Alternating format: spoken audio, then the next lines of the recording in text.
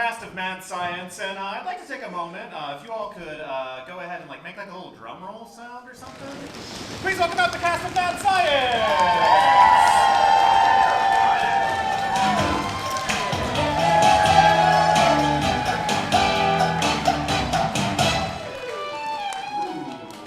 Love that little musical cue. Thank you, Vergara.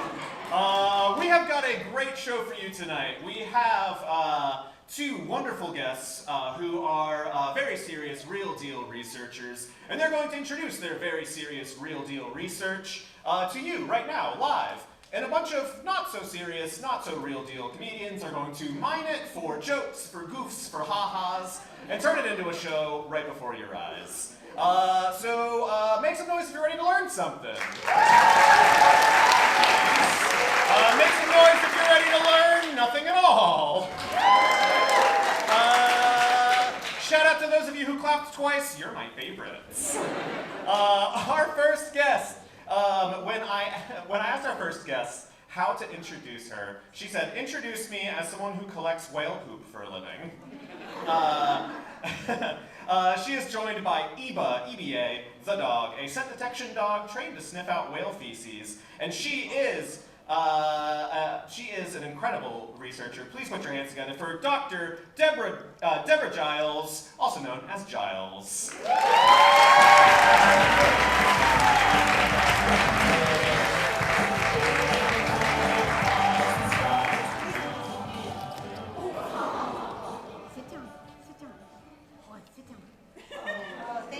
So much for coming, and I know she's super fixated on trying to say who of you is going to play me tonight.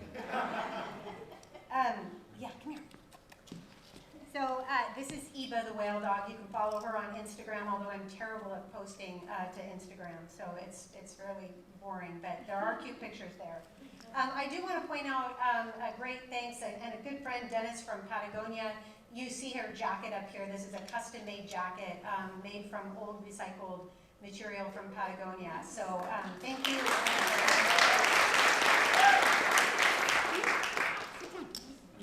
Okay, so I have 10 minutes. I'm going to race through this.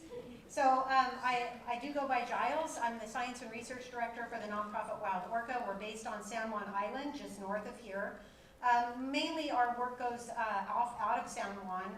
We're still hoping to get down here to South Sound and be able to collect feces down here, but that hasn't happened yet. Stay tuned. So our mission is to just broadly translate science into action to save the southern resident killer whales from extinction. That's a big job, and a lot goes into that. We have our three pillars that we use. We've got our conservation research, which is our on-the-water work, collecting fecal samples non-invasively. So we go utilizing the superpower of a scent detection dog allows us to stay really far away from the whales. We don't have to get anywhere near them.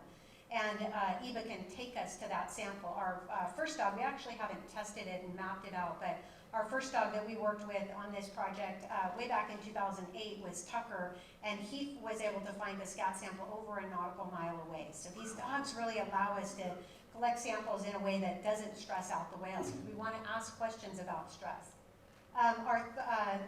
So then we collect the fecal samples off the water, analyze those, and then provide them to policymakers to help make good decisions about recovery of this population.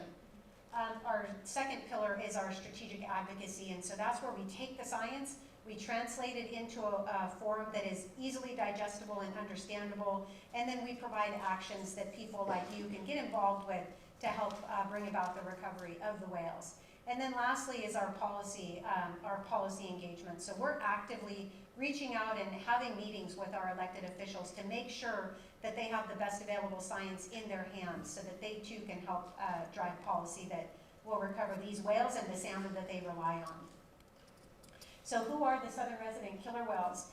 Technically, the census is 75. At the end of the year, the Center for Whale Research will update that and drop it down to 74. If you've read the Seattle Times recently, Linda Mapes did do a story breaking the news that the Center for Whale Research has officially designated K34 as missing. So that's really sad. He's a 22-year-old male just coming into that time of his life where he could have been a reproductive male. So we can talk more about that if we have time later. So this is one clan that are connected. It's called J clan, and within J clan there's 3 pods: J pod, K pod, and L pod. They do not intermingle or mate with any other whales outside of that clan. In an ideal situation, when there's enough fish around, the 3 pods can come together and mate between pods. We haven't had that too much lately because there's just not enough fish in the inland waters of the Salish Sea to bring them here in the summertime like they used to be. They do speak the same dialect. They have, they speak the same language, but that between the 3 pods, I like to think of it as an accent or a regional dialect. So they have language that mainly just J-pod speaks, although K's and L's can speak it, they just don't. So it's a really interesting population of animals. Both males and females stay with their mother their entire life, which is rare in the animal community. That's both a positive and a negative. So the southern residence range, inland waters, was designated as critical habitat way back in 2006, just 1 year after their listing. And then in 2021, the range was extended down to just past Monterey, California, and up to Haida Gwaii in Canada. So this is important for lots of different reasons, but I only have 10 minutes. How am I doing? Okay. These are amazing animals that have culture. I would like to joke that I've got a professor at UC Davis that's shuddering right now because I'm saying the word culture with animals in the same sentence. And he absolutely did not believe that that was possible, but we know that anybody that spends any amount of time studying animals in general, but this population of killer whales specifically, they just shouted out loud and clear that they are really driven by culture. And a big part of that has to do with what they eat. They eat what mom taught them to eat. Going back tens or even hundreds of thousands of years, these whales only eat fish, preferentially Chinook salmon, the fattiest, richest, lipid-rich salmon species there is. And unfortunately, they also eat coho and chum and some sockeye. No pinks, just like no humans like to eat pinks, but they don't eat pinks. But point is that they are obligate fish eaters. They do not eat marine mammals. Let's skip that. So this is both beautiful and really heartbreaking because these whales used to be able to come into the inland waters, for example, in the summertime. There was enough fish here to keep them here intermingling with each other. They would cooperatively hunt, share food. Even in these times, later times, more recent years, when they're hungry, each individual whale is most likely hungry, they still, whenever possible, grab a fish, bite it in half, and share it with a family member. Or not even necessarily a family member, but just some other member of the southern resident clan, which is amazing. This picture I love this picture here on the right. That's J2. This is, to my knowledge, the last photo that was taken of her. This is taken by colleagues John Durbin and Holly Fernbach from a drone. And this is a picture showing J16. I don't have a pointer here, but oh, I do. Right there, if you squint, you can see a fish. And she spent a long time herding that fish towards her great-grandson. And she was doing that to make sure that he knew how to forage and catch fish because his mom had died earlier that year. So again, she was most likely hungry herself, but she gave up that foraging opportunity to make sure that he knew how to fish. So when they were listed in 2005 in this country, main identified threats, lack of prey, specifically Chinook salmon, the just exposure to toxicants, so man-made chemicals making their way up the food chain, and into the whales, and then exposure to vessels, both physical presence and associated noise. This is the biggest problem, though, is the lack of prey. They need more fish. If they had more fish, the other two threats would not impact them quite as much. And I've just got about 4 minutes left, so I'm going to run through these to get to the good stuff. So what's Wild Orca doing about this? We collect these samples non-invasively. We scoop them up out of the water. We centrifuge them on the boat using these 50 ml tubes and an actual centrifuge. And then those samples get sent down to our lab. I went ahead and threw the poop picture in because everybody wants to know what poop looks like. This is really healthy poop and big, large quantities of poop. Sometimes this is all we find. And Eva can help us find that from half a mile away. It's pretty amazing. So this is a list, and this is not even an exhaustive list of everything that we can learn from studying just one fecal sample. More recently, we've just added the tire chemicals, 6-PPD, 6-PPE, as well as PFOS. So those are two new analyses that we're doing, and we'll be putting that into the hands of our amazing people. What's happening? Okay. So to date, our findings are showing that 69.8% of these females in this population who get pregnant lose their pregnancies. They either miscarry their growing fetus, or the baby might be born and die right away, like we saw with J35 back in 2018. We also know that when they're not getting enough to eat, their stress hormones go up, their nutrition levels go down, and we see an increase in the toxicants coming out of their blubber, circulating through their system and into the feces. And we know from human studies that this is not a good thing. It ultimately leads to immune compromised situation, early disease, and death. So just one other little thing that I'll throw in here at the end is these whales, interestingly, do catch and play with to death porpoise, but they don't eat them. We have over 70 accounts of the southern residents interacting with porpoise, both Dall's porpoise and harbor porpoise, but they don't eat them. And that would be an interesting thing to see acted out. And so wildorca.org/action, if you'd like to follow us, we'd love that. And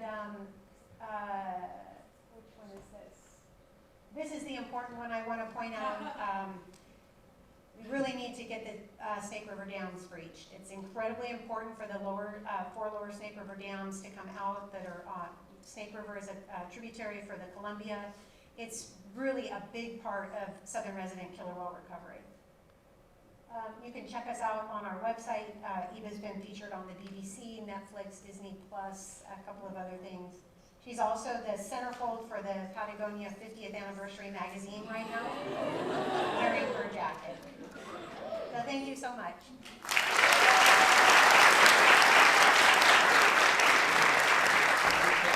Keep it going for Giles and Eva! And keep that applause going for the cast of Mad Science! Beyond the sea.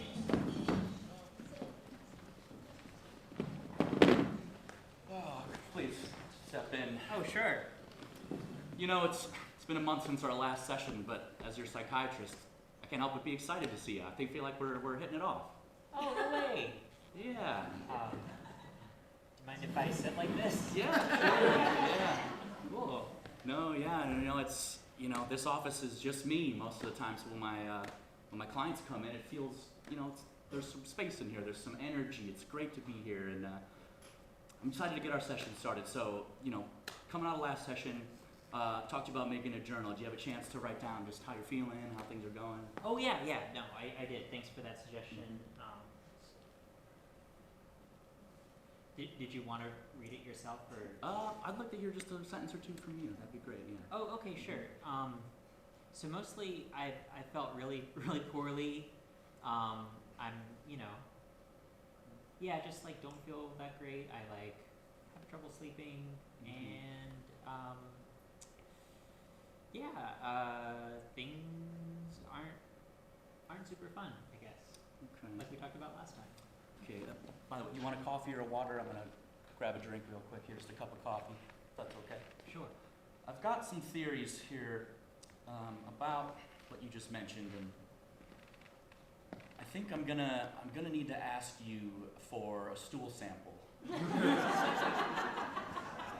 I just want to run some tests. There's a lot of things we can tell from the feces, and rather than waste billable hours, we can cut right to the chase and just take some samples.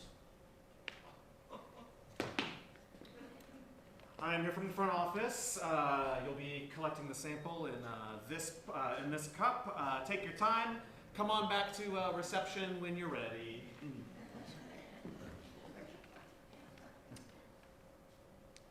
I mean, I'll try whatever, you know. It's good. Look, I didn't mean to catch you off guard. I didn't mean to scare you, but I've had a lot of careers in my life, and you know, being a psychiatrist. Before this, I was actually at a zoo, and Sorry, from the back office. Here are the laxatives too. oh, perfect. Yeah, no, we really love it to be in water form because they look better in photos. But as I was saying, look, I just learned, you know, from my vast career experience that there's just so much you can tell. You know, at the zoo, I could find out right away why a rhino was grumpy, or you know, why an otter was having an attitude with the feeders. And I just think, if you can't really put a finger on it, maybe I could put my fingers in it.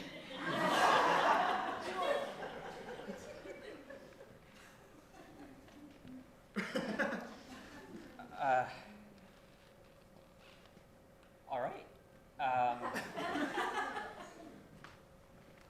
So afterwards, do I keep writing in the journal, or is this just going to be it, and then that's all you need to know? It's all part of my grand program. Look, it's many steps, there's many opportunities. The journal is just one key piece. The feces, I think, is just going to accelerate this, all right? Look, I don't know how many years it's been since you've been in therapy, but you know, as your psychiatrist, I don't like to waste people's time. I like to cut right to the chase, and I think this could be a major breakthrough. Great. All right. I'm game. You know, I'm game. Like I said, I'm gonna try anything. Wait, glove here. I just don't want to get any on myself.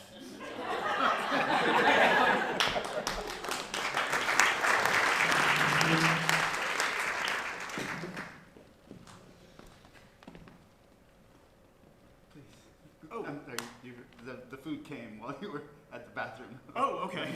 Yeah. Great. No, it's I know it's a little surprising. I only ordered us one snapper, but I think it's kind of romantic. Just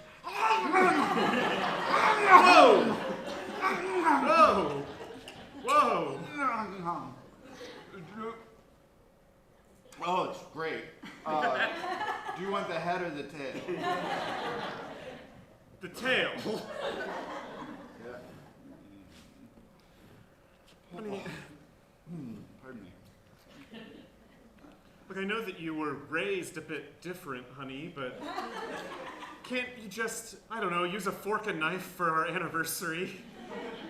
No. Everyone's looking at us. It's okay. It's okay. People understand. It's romantic. Hi, please put your phones down. Don't put this on TikTok. We can eat the rest of the meal with a knife and fork. Of course. Okay. Yeah. I know that you were raised by whales, and I love that about you. It's something that I cherish. Our wedding at sea was beautiful. My dress, I don't know, it was a little...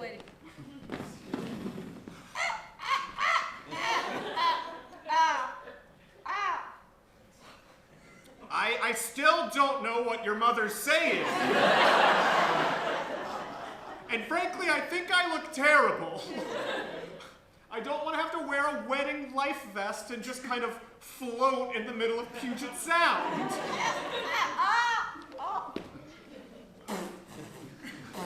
Is that approval or disapproval? You have to translate. I told you to catch it in your mouth. It's a whole seal. How am I supposed to catch a seal in my mouth? I love you. I love your family. I want this to work. Why can't we just be at a church with my parents? Please, Mom.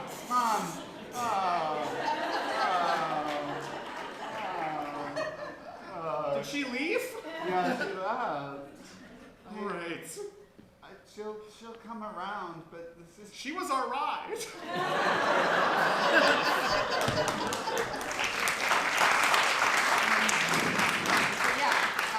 As you can see with my resume, I just feel like I'd be a really good fit for the job. And let me just address the elephant in the room. my mom is here with me, and Yeah. I just kind of lived my entire life with her. So we're a little bit of just kind of a package thing if you want to hire me as an engineer. Yeah, I noticed that. I mean, your qualifications are excellent. Excellent. I told you, honey, I told you. She taught me so well. Yeah. Yeah, well, you know, I think we're really impressed by you. I know Yes, you guys- yes, very impressed. I did that. And Thanks. I did think it was a little weird that your only reference was, it says mommy. Mom, yeah, and she's actually right here. Yeah, I can tell you everything about him. 'Cause He she- goes to bed, sleeps like a baby. Thank you. Very respectful of elder people. He always say goodbye, smile in the morning. Good morning, good night. Oh, tell her how I ate the whole dinner last night. Yeah, he ate it all, clean it with his tongue. It was so, yeah, even the veggies. And I didn't even need a dessert for it. That's really great. I'm more so wondering about your engineering credentials. Like, you have a master's in civil engineering, so We both have. Oh. Did you go to Together. school together? Okay. Yes, oh yes, Okay. if I wasn't clear, I lived my entire life with my I'm mom. getting that. Yeah. We went through those midterms together. Together, Yeah. oh, a lot of late nights, but I was a good sleeper. Yeah. I slept through the whole night when I wasn't up studying. But I was reading while he was sleeping. Yes, so between us, we passed. Yeah. Wow. Okay. Is it true that you rebuilt an entire stormwater system just in a matter of 48 hours? That says that in your resume. Did that happen? Mm-hmm. Together? Mm-hmm. Okay. Now. Okay. Yes. That's actually kind of that's a good thing. Yeah. I mean, I'll have to ask my boss if it's in the budget for 2 salaries, but would you like? Oh, that's one is fine. Fine. It'll be fine. And I'm sorry, I may have sent you the wrong version. Does that say when talking about the does that say Fisher Price on it? Because it wasn't a full size one. Oh, there it is. It's like in really small font. Yes. But it was beautiful. Yes. All right, so we're gonna get to the whiteboard portion here, and I've only got one marker. I'm so sorry. That's fine. Okay, so what we want you to do here, just to see if you'd be a fit here at the municipal office, is if we could see you mock up a bridge. Okay, this is a classic load bearing. Right. You know, Yeah. just we want to see how you think, and the rocks are on the other side. I would say pretty load bearing, not Okay. too much, but we just kind of want to see your thought process, how you think, how Right. you do stuff here. That's So, great. So it's yeah. actually my nap time. I'm just gonna take my juice box and my carpet square, and I'm just gonna go through it. He has to sleep 10 hours per day. So I remember. He doesn't. Sir? Sir, Honey? sir, In we're the breach you will find love. So pretty this breach. okay. Yes. Is this a joke to you both? Is this a joke to sir? He opened. All right, sharks. You know, music, it's an important part of our society as a whole. We listen to it daily. You know, there's all sorts of products. You've heard of the iPod. If you're into whales, you may have heard of the K-pod. I'm sorry, our newest shark really takes the job very seriously. Yeah, that's great. Okay. I'm very interested in this conversation. Sorry. Talks too. Cool. As I was saying, you've heard the iPod, and today I'm bringing to you the A-pod, the acapella pod. Do any of you have a favorite song? I do. Yeah. I really like the opening to the opera Tosca. Perfect. Ah, that's our favorite aria. Yeah. Some say that sharks have no culture, but we do. In my A-pod knows that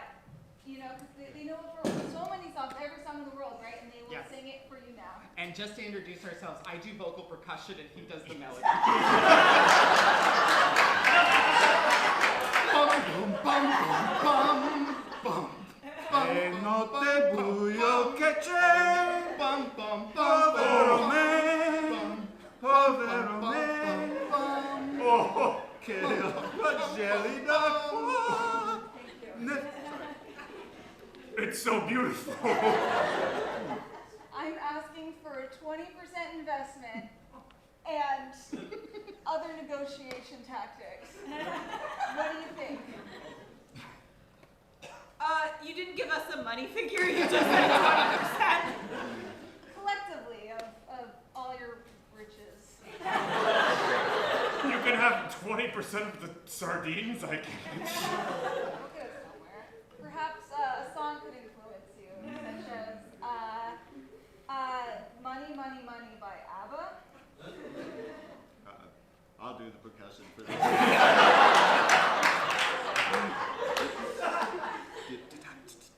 Change your mind. Be first in line. Yes, feel free to take a chance on that.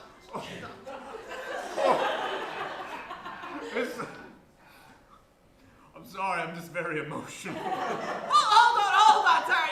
You know they have the nickname for me, the steamroller. Okay. How are we gonna make money on this? Okay. This is my 20%. If I give it to you, I need to see a return on investment. Last season, I made $100 million in a scrub daddy. Okay.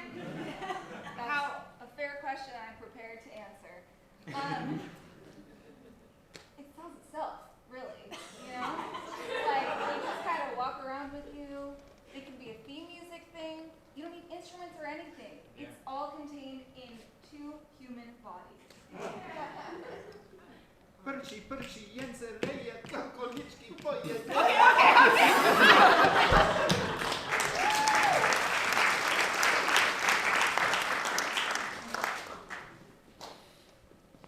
Listen, Jonathan, I called you in the meeting room today because I'm in over my head. Came to the right guy. We here at Patagonia have a huge problem. I don't know if you've been keeping up with Yahoo Finance, but the tech layoffs in Seattle are crippling this industry. Our vest sales are down 65%.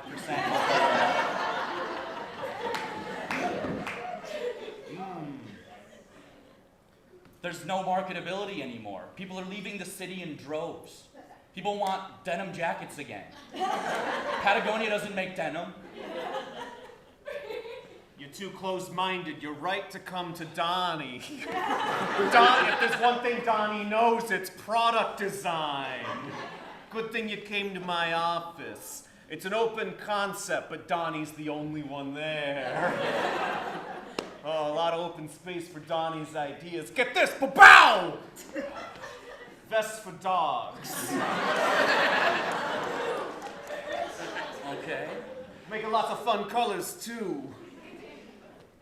It's like the 90s are back. You know the first dog to have a vest?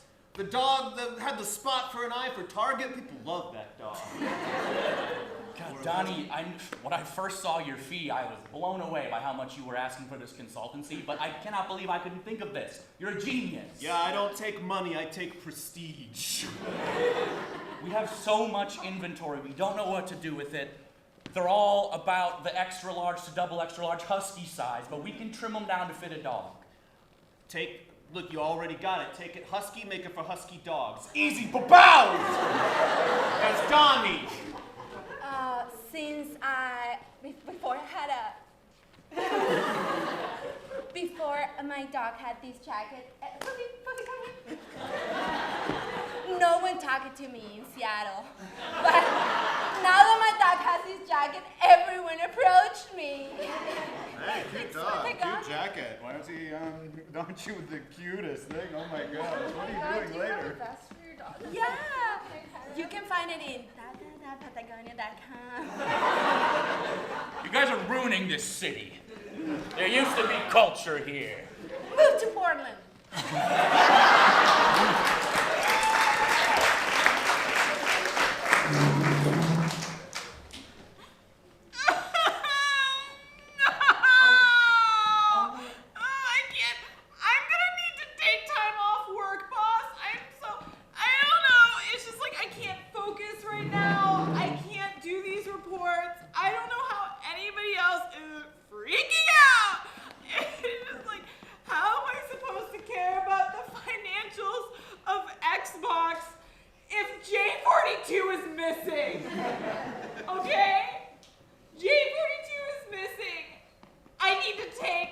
bereavement right now. Oh yeah, of course. No problem.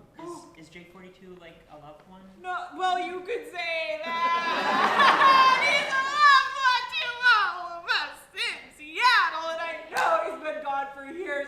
I'm just telling myself he's hiding. Okay, I know he's just hiding. And then one day, when I commute on the ferry, and I'm gonna see his little head pop up, and then everything will be okay.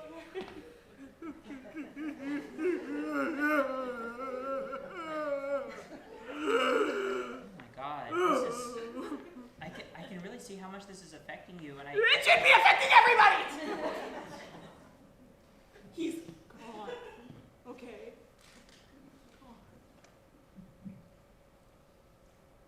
He's a whale. So he's everyone's family member. I'm just gonna put it out there that I'm not crying, and J42 is my father-in-law. Be quiet! Be quiet, Sally! Okay? She's always trying to get all the attention in here. Yeah, B42 was, your father-in-law was like at your wedding or whatever. But I care as a citizen. J42 threw a whale, or threw a seal at me on my wedding day. J42 can stay lost. well, maybe there's something we can do as a company. You know, like there's we can raise some money for habitat restoration or something, like something that would be really important. Yeah, what? That was Oh, you'll raise money for old J42, but just a meal train for when I have a daughter is too much to ask. Oh, we love the whales, but oh, not our employees. I hope you get lost. I hope you know what it feels like to be lost and not even a sonar can figure out where you are. Did both of you know that we know less about the depths of the ocean than we do outer space? Why are you laughing? Well, I hope you know what it feels like to have everywhere you go, have people stop and be like, I saw you on TikTok. Your husband eats fish like a crazy person. Well, listen, fellow colleagues. We have room for all of our concerns and our well-being, and we care about all of our employees and their family and and yeah, I just want to make sure that our heads are focused on the right thing. We're gonna ship the Xbox One, it's fine. We're gonna ship it. We know that you have goals, and we're gonna meet those goals. With okay. Madden 2027. 2027. With the Well, welcome to the corporate session. This is the best psychiatrist that we have for town. And I'm sure this space that is going to be very vulnerable will help you to connect. We'll bring the cups. Look, I was hired to come talk to you. Look, I'm not going to be around the bush. There was an HR file on you both. What? A recent conflict. No, we hit our goals. Oh, no, it was not that. It was just the energy of the office. And some people call me unconventional. Some people call me brilliant. Let's just go ahead and get it over with.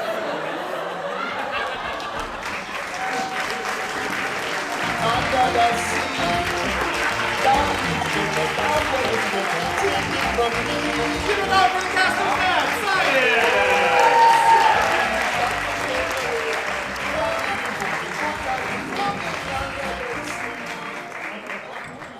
All right, that was a lot of fun.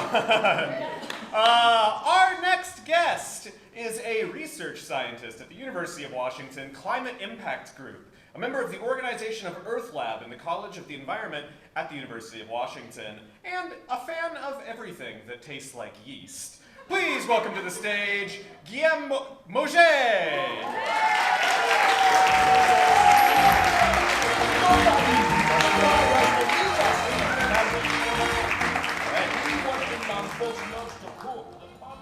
All right, thank you, and you pronounced my name just about right. All right, so I want to start I'm starting with this picture. I want to start by not talking about me, but talking about what's shown here. This is a picture of what you're looking at here is Bellingham Bay. Bellingham's a little bit off to the left here, and this is a picture from the floods that happened in the Nooksack River that comes out of that bay in November of 2021. These were massive floods. Actually, if the camera was facing that way instead of this way, you would see this is the flood. You probably all remember it was in the news. It jumped the border into Canada, caused a lot of damage over there. I went and visited shortly after the flood, and there were homes in the town of Sumas where the water had reached this high. Some of those folks are still out of homes 2 years later. Sorry to start with a little bit of a bummer story. And there was all sorts of other damage that was in the news. So there was like hundreds of cattle that died. It's a big dairy farming area, mostly on the Canadian side of the border, but you can see here there's a lot of farming here, a lot of farmland that's flooded. Bellingham, like I said, was a little bit out of the way, but the town of Ferndale got flooded. And then in the back, you kind of see it. It looks like an island almost, but that's actually the Lummi Peninsula, which is the heart of the Lummi tribe's land. And they were almost entirely cut off. There were roads that are flooded. Most of their access is on low-lying roads, so they were almost entirely cut off in this flood. So, all right, why am I telling you about this? So let me back up. I work at the Climate Impact Group at UW, and what we do is we work in the Pacific Northwest almost uniquely, and what we do is we try to work on helping communities prepare for the effects of climate change. So a little bit of background, a little bit of Climate 101. In the climate world, we talk about two different kind of directions you can go if you want to do something about climate change. We talk about mitigation, and that refers to reducing greenhouse gas emissions, which that's super important. It's not what I do, but it's super important. You know, less emissions means fewer impacts. The other part is adaptation. That's the part that we do, and that's really, regardless, even if we could magically turn off greenhouse gas emissions today, we're going to have decades of warming ahead of us because there's a certain amount that we've committed to at this point, right? So less in the future, less emissions in the future will be less impacts, but still, you know, even if we could click our fingers and turn it off, we'd still have impacts to deal with. So that's why we're here. You need to do both at once. We focus on adaptation. My work within the group is mostly focused on flooding and climate change. And so I want to start by just talking about the three factors that climate change combines to lead to worse flooding getting worse in the future. So the first one is snowpack. So snow is declining, right? As it gets warmer, you get less snow. The snow line goes up. It's actually already declined significantly in our region, and it's accelerating. It's going to reduce even more throughout the course of the century. It's kind of the canary in the coal mine for our region. So that's the first one, snowpack. That's declining. Oh, and why would snow lead to bigger floods? That's a little bit of a weird thing, it seems like. But you know, if the snow line's going up, that means when you have a storm come in, you're gonna have more rain and less snow. And so more rain means bigger floods, right? Okay, second factor is rains. Our heavy rain events, we haven't seen a change in those if you look at the past, but the models are really clear that those are going to become more intense going into the future. So that's the second factor. And the last factor is sea level rise. Oh, sorry, am I moving things? Okay. The last factor is sea level rise. So if you're near the coast, sea level is a little bit like snowpack. We've already seen a change, and that's going to accelerate going into the future. So if you're near the coast, that's going to get worse as well. So all three of those factors combine to make flooding worse. So we expect, and we've seen in our work, big changes in flooding now and into the future. And I deliberately haven't given you any numbers so far. I don't want to throw a ton of numbers at folks today, but I do want to give one example that kind of illustrates that. So this event, we have some colleagues in British Columbia that actually had some modeling that was going. They were able to look at it to ask what would this event have looked like without climate change. And so what they found was that even at that time, climate change had contributed to this flood. And specifically, they found that it was about 2 to 4 times more likely because of climate change. So if we hadn't had climate change, another way of saying that is folks estimated this event was a 75-year event. And it depends how you look, but take that estimate. That would mean that if we, in the absence of climate change, it would have been a 150 or 300-year event. 75-year event is already big, right? On average, it's only happened every 75 years. It's big. 150, 300 years is really big. You really don't expect that to happen at all. So there's your number. So back to my work. So I work with flood-prone communities to try to help them think about how to plan for climate change. And so what does that look like? So a part of that is modeling. So I've been doing this work for about 15 years, and then there's a whole technical part to it. How do you estimate the future in the best way, and how do you use the models, and how do you adjust them, and yada yada. But that's about half of my time. The other half of my time is really thinking about working with folks in these communities and trying to understand what they need and how our research can be adapted to address their needs so that they can prepare for climate change, right? Trying to support their work to prepare for climate change. And this is kind of our model for doing the research. It's really central kind of to our philosophy. I think it's probably not news to folks in this audience that it's not uncommon for folks at universities to do things that aren't particularly useful or usable. And so, I think this is the way that we think about our work is we want to do research with people and not at them, right? It's kind of this is kind of a researcher stating the obvious, right? But if you want to do something useful, you got to work with the people that are going to use it, right? And that's kind of how we think about our work. So I want to give you a funny example to kind of illustrate that. Okay, there we go. All right, so this is a picture of the Walmart near Mount Vernon. It's actually in Burlington. It's right near where I-5 crosses the Skagit River. So why am I showing you a Walmart parking lot? This is a visualization that we did with some consultants and some other colleagues in the Skagit area. And this is that Walmart. This is kind of like this is your brain on drugs image. This is that Walmart with the 100-year flood. And that's today's 100-year flood elevation, right? And this is based on the more recent modeling. At the time that they built the Walmart, I don't think they thought this was going to happen. So this is helpful, right? It helps communicate the risk to folks. That's today's 100-year flood, by the way. The modeling some other folks have done suggests same idea as that Nooksack flood, that by a couple decades from now, this would be not a 100-year event, but like a 20-year event. So it's going to be happening 5 times as often in the pretty near future. Right? So you can imagine, even if this happened once, it's bad, but if it's happening every 20 years, that changes things. All right, so now I want to sort of talk about how my work has shifted as I've done this. So when I kind of started doing this work, I had, I think, a little bit of a kind of cowboy attitude of it's not news that climate change is going to affect flooding in the field. We know that. We've known that for a while, right? And I kind of had this sort of perplexed, a little bit annoyed attitude of well, why aren't we doing something about it, right? I mean, and I kind of had the sense of well, if we can do, this, we're kind of good. We're done. It's pretty clear what we need to do. We just got to do it. And in working, the work with the community has really changed my perspective on that because, you work with folks who are really dedicated to their work and to their community, and they're working super hard. They're putting a lot of blood, sweat, and tears to do something about it, and you realize just how complicated it is, right? So take this Walmart, for example, right? They didn't realize, or at least didn't recognize the risk when they built it. Now it's there, right? People's livelihoods depend on it. It would be expensive to move, even if everybody agrees, which there's probably some political disagreement about that, right? You'd have to have the money, you'd have to have the permitting happen, you'd have to do it, right? It's not straightforward, right? There's a lot of things that could be in conflict to making that change, right?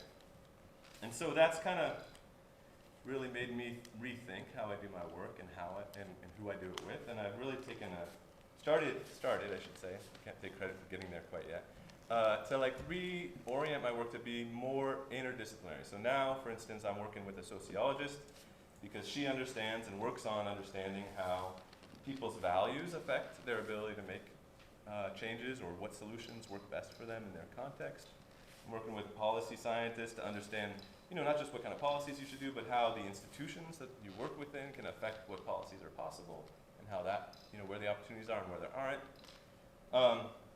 And I want to leave you with a final parting thought here about this, which is I was talking with a colleague who's a historian, and I was telling her about this, and she paused, and she was like, oh, you know what you're doing? What you're doing is restoring reality.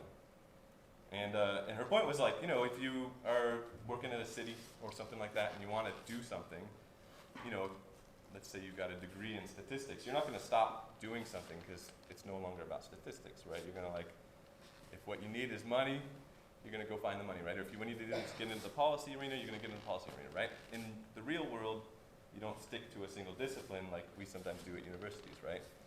You work across those disciplines to find solutions. So that's my final thought for you. I'll stop there.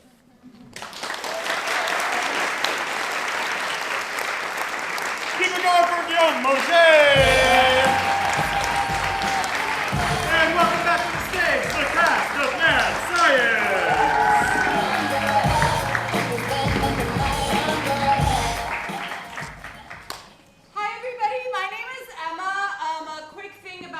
really fast. So I'm from a really small town in Oklahoma. It's called Dismay, and everybody in the town doesn't know how to read or write, and everybody's kind of ugly. And people moved there because there was industry, but then the industry stopped and everyone lost their jobs.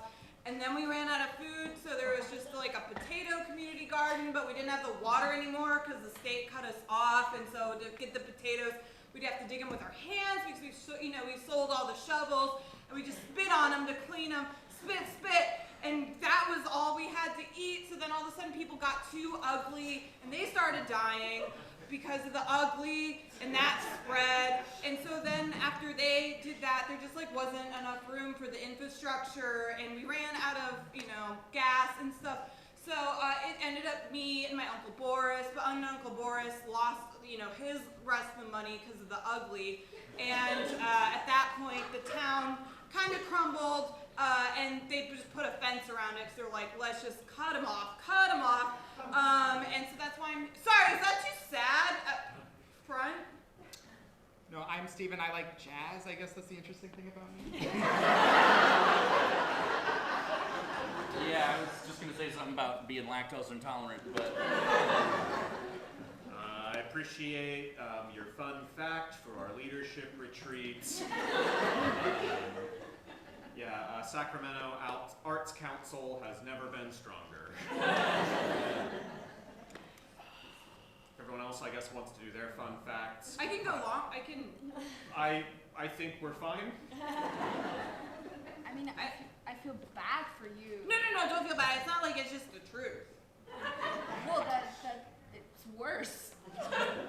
I don't think I can do this. No, my life was so easy. I feel bad. No, I'm sorry. I shouldn't have started out that strong. Can I redo my fun fact?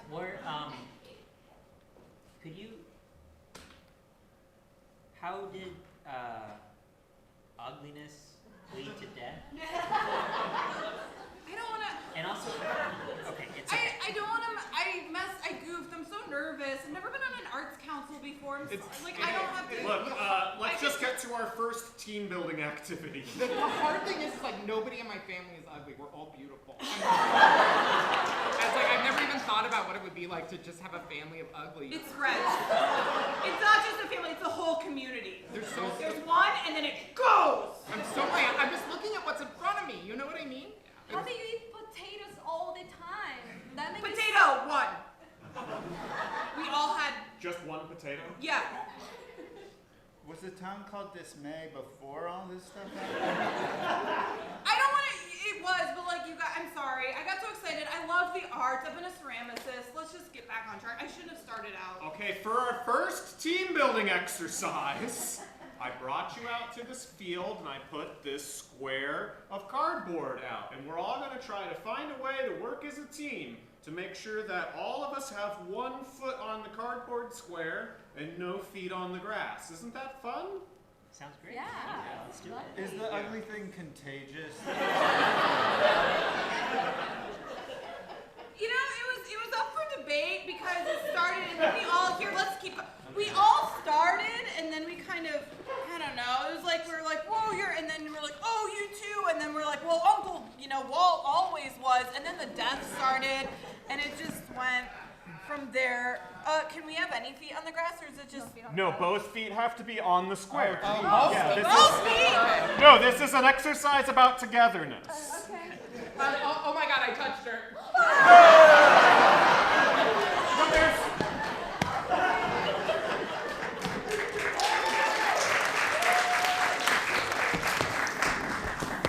hurry, we have to put the sandbags out.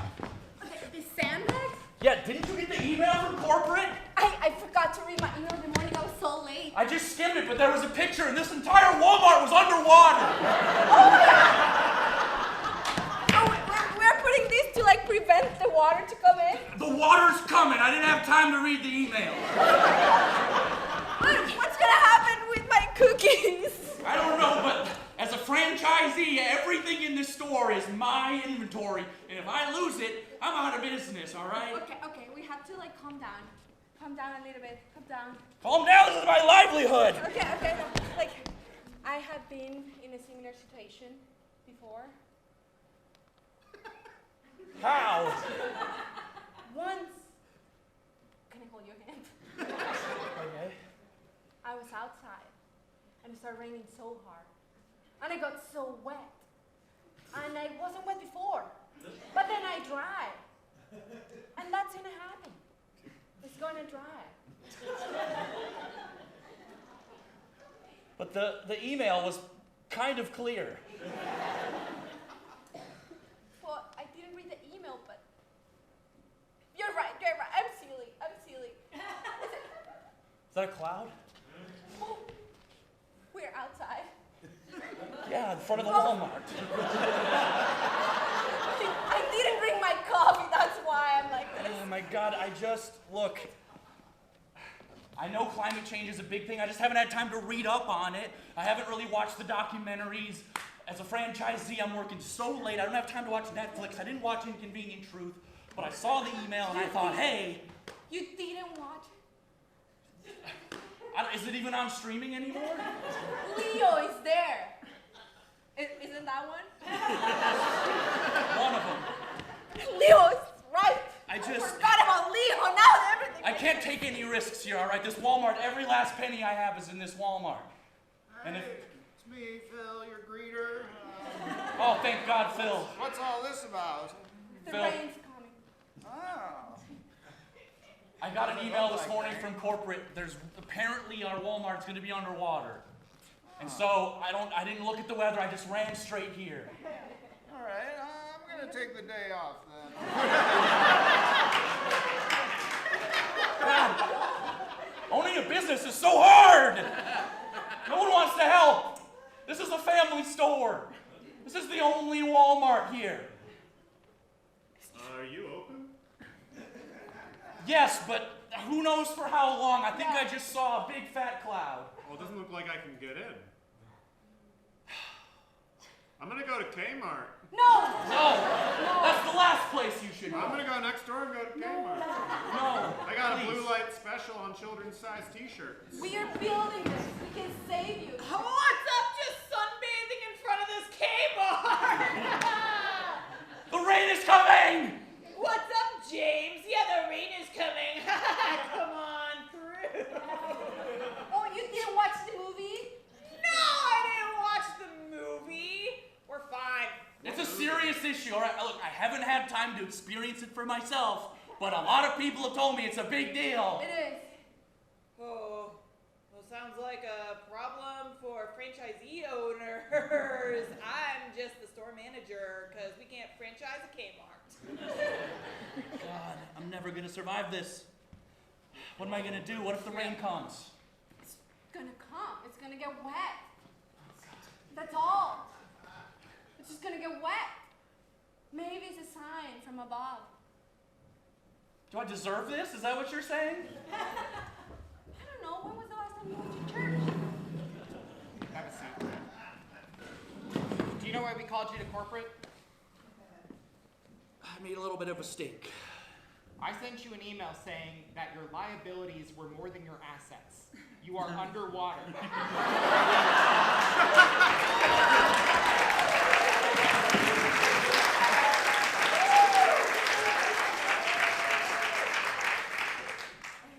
All right, it's very good to have this community meeting together.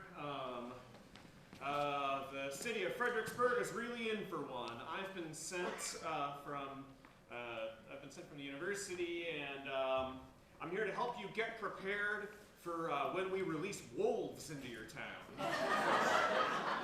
We're gonna release a whole bunch of wolves, and you better be prepared. You said you were from which university? I'm from the University of Texas at Austin. And there's going to be a lot of wolves here, and I'm here to help you prepare. Sir, how are the wolves going to be released?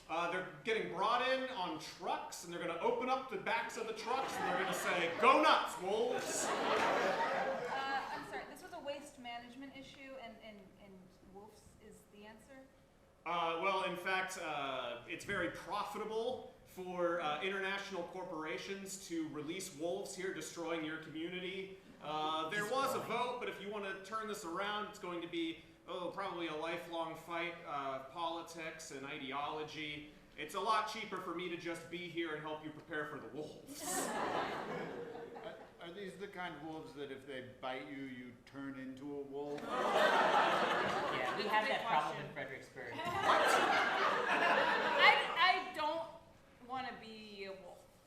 Yeah. No, my grandfather turned into a wolf. Well, it's a good thing I'm here then, because if you don't want to be a wolf, you're going to need to be prepared for wolves. Okay. How do we prepare? You're worrying me now. Well, good thing I brought.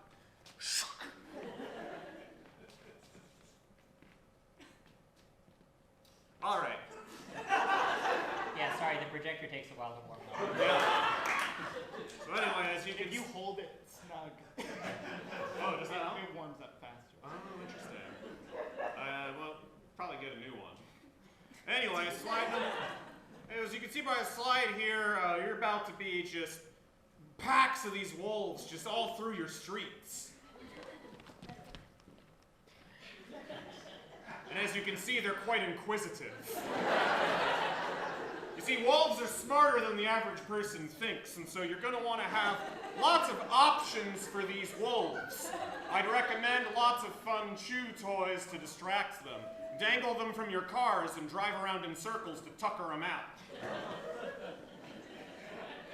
Next slide. I'm sorry. Can I ask a quick question? Yeah. I feel completely crazy. Uh-huh. Couldn't you not release the wolves? Yeah, when you gave us the plan, you said you open the truck door, say go nuts. Why don't we just close her back up and say back to work? Because there's a lot of momentum behind the wolves. It's sort of like a lot of industry and sort of our entire economic way of life is predicated upon releasing wolves here. We'd have to like completely restructure our society as well as our economy in order to stop the wolves from being here. Are you talking about UT's way of life? No, I'm here to help. No, like University of Texas's way of life? No, I mean like the world. No, like the world would have to restructure. I'm the messenger. Don't shoot the messenger. Okay. No, that seems too hard. Go on. Could you go back to the previous slide just for... Oh, yeah, sure. The packs of wolves in the streets. Previous slide.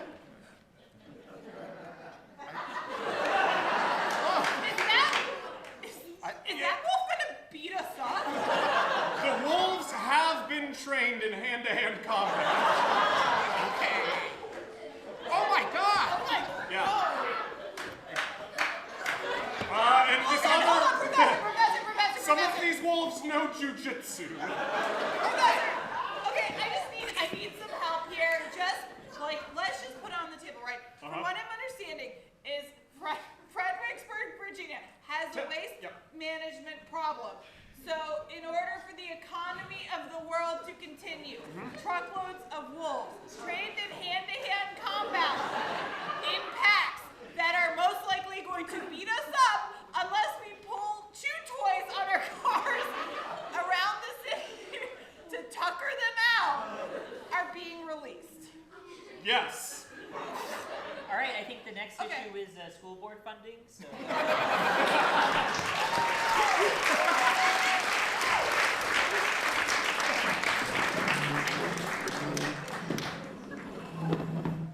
Oh, this double kayak is so cool.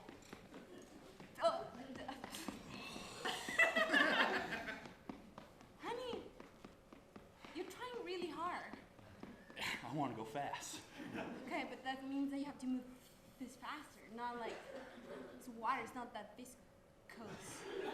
Well, I read online that if you just go deeper with your stroke, it's actually more efficient. Oh, okay. You always have so many tips for our activities and relationships. I feel like I'm like behind, so I did my homework Oh, okay. and I was reading online, and I saw that. Can we park? Can we park, please? Oh, yeah, you We'll go to the slow area. Paddle backwards Yeah. a little bit. Oh, Yeah. All right.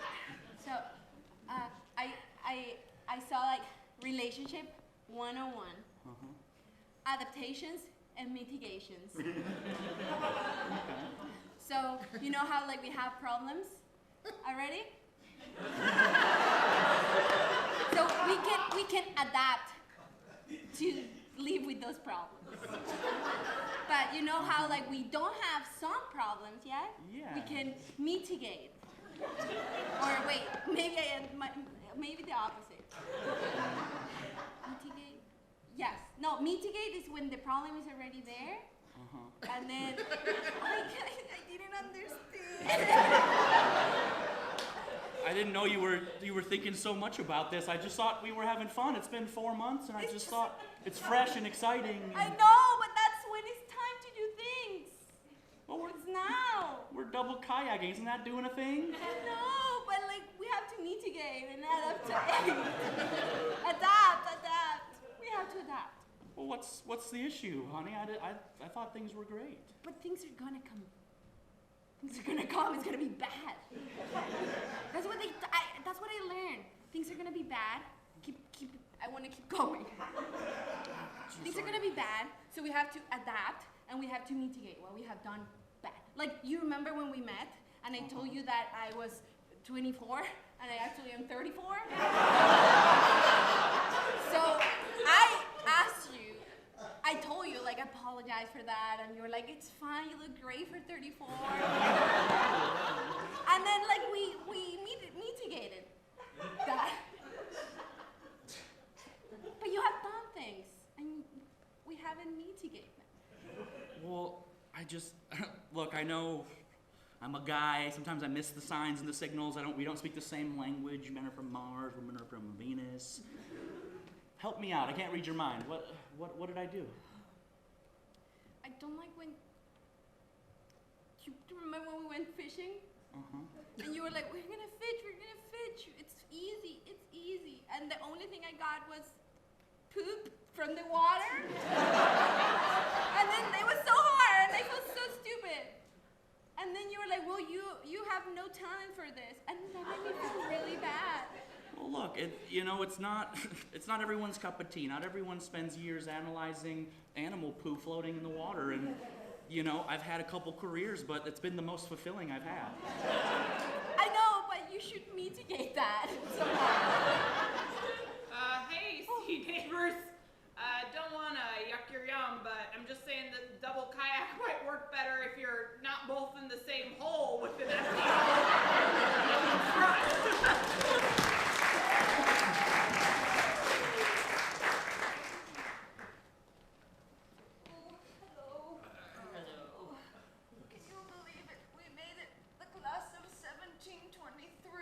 High school reunion only happens once every 300 years. Go Bears!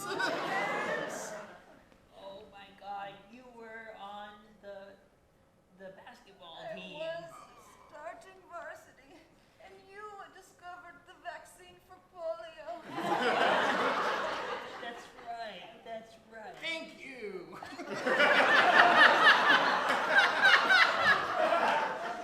Really would not be here if it weren't for you. Wow, that means a lot coming from the captain of the basketball team. I know. It was the glory days. What about you two gentlemen? What have you been up to? After gonna the take a war, seat. I fought in the next war. And then, well, lately I've been a greeter at Walmart. Look, they have hard tack. They have hard tack, like we had in the mess hall. Oh, yummy. Do I eat this? You remember we ate hard tack from morning to evening. Put my dentures in. I just took mine out. Well, I'm sure you all recognize me. I was voted most dramatic, most handsome. It's me, Tom Cruise. Wow. You're so accomplished, Tom. Thank you. Tom, I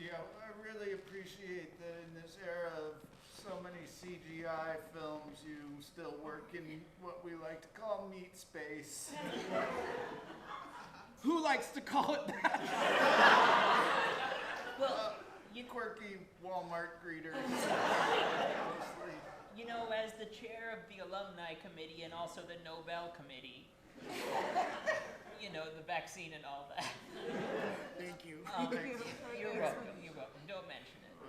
I was thinking we could do this more often. Maybe make it a 20-year thing. Oh. You know, who knows how much longer any of us have. Let's just do it every day. All right, Mr. Cruz. Yes. We're about to go ahead and start the next scene here. We've got a hallway, just a reminder, we've got a hallway full of armed guards. This is Mission Impossible 12. Yes. You're gonna, fight, shoot, stab, and karate chop your way through them all. We're about ready to go. Let me sit for a second. Let's see here. All right, armed goons, places.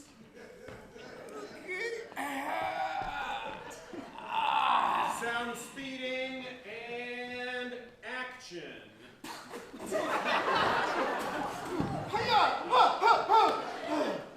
We cut? And cut. Oh, wow. Okay. Oh.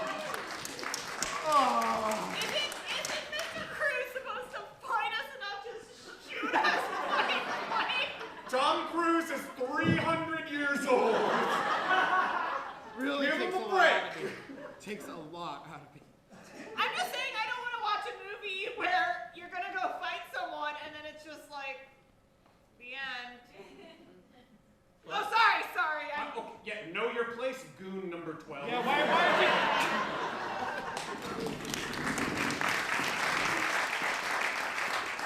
So, I am hoping to enter Canada, and I do have something to declare. Okay, let's hear about it. I have about 1,700 acre-feet of water that I'm hoping to bring into Canada. And is that in like buckets in your car, or how you doing that? It's just kind of coming.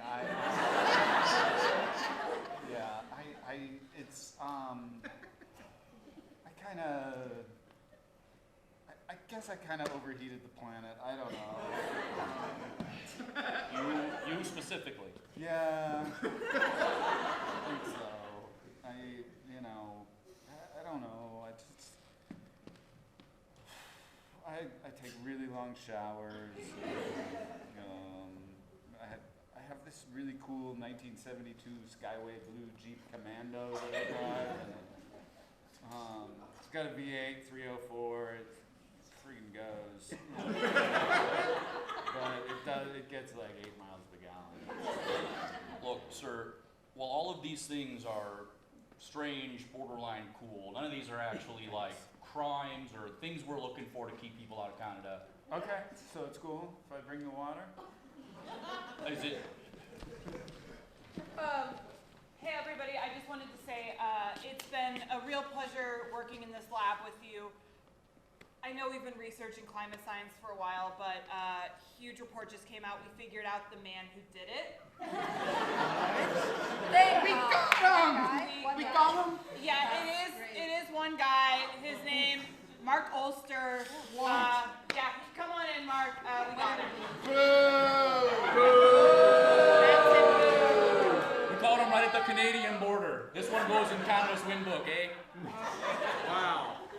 Anyway, so we did it. I'm real sorry. But Okay, only guy, one guy that did this. It's Mark. So I don't have to like